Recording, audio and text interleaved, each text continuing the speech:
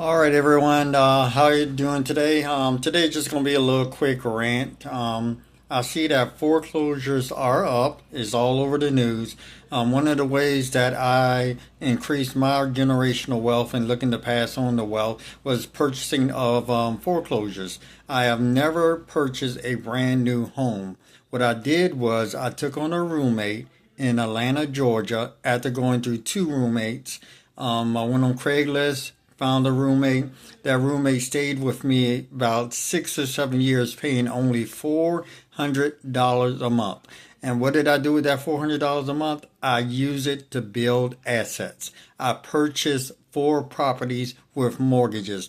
Now that I'm understanding velocity banking and using a line of credit, I'll totally do it a different way. But if I had the opportunity and I was single, I would definitely go back to getting a roommate and building wealth. I did not take that $400 a month and just blew it on whatever I wanted to do. Once I got one home, I took that 400, paid down the mortgage. My roommate moved with me to another foreclosed home, took that money, paid down the mortgage. My roommate moved with me to a third home, took that $400 and paid down the mortgage. Each year, inflation was eating that, but anything that was coming in was worth it to me, and I used it to pay down the debt. I used it without a partner. So if you got a partner and it's two of you, whether you're married or you're kind of been long term, then you should, everyone's circumstances is different, but at least be able to buy one foreclosed property.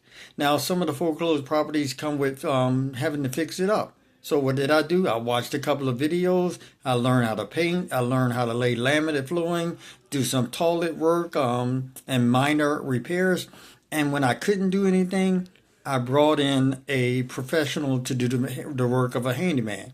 But no, we're living in one of the greatest empires in the world.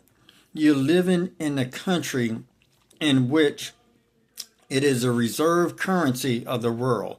So you're having tremendous benefits just by having the US dollar accepted throughout the world. Now, just like some empires, there is a decline. But at the same time, you can do this. It's about where your money is going. In the previous videos, I showed you, I cut my own hair. So that's at least $60 a month just for the hair and the gas. So there's about $100 a month that I'm saving to use to buy assets. Now, again, I also use that to travel. But there's plenty of foreclosures out there. One of the things you need to do, if you can, try to get you a financial literacy mentor. Watch YouTube channels. That's what I did to increase my financial literacy. I saved up the money, put down the department, and when I had the roommate, it was the roommate extra income that was helping me. I was just not out there spending it willy-nilly. I had a mission. So if you have a partner, or even if it's you by yourself, and you're able to have some income left over, consider different opportunities, such as possibly taking on a roommate. There's a risk. There's a risk with a lot of things. But I enjoyed being able to purchase foreclosed properties, going in, doing minor repair. Thank God I've been blessed that I hadn't had to do major repairs.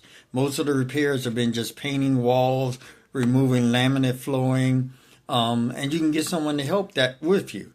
But you can get on the wealth generation wheel very quickly, getting you a foreclosed property, getting you a roommate. That's what I did with the 4 properties. Now, I lost one in the bankruptcy in 2008 because I was just being greedy. I moved too fast and I over leveraged. So I've been able to pay down the mortgages over the last 10 to 15 years. But what I know now, I would still do it again. And now with my understanding of my frugal velocity program and how to use a line of credit, no, the sky's the limit. You can do it too. But an important thing, you gotta look at your consumerism. Where is your money going? What is your level of financial literacy? So until we meet again the next time, I gave my roommate the master bedroom. Bye-bye.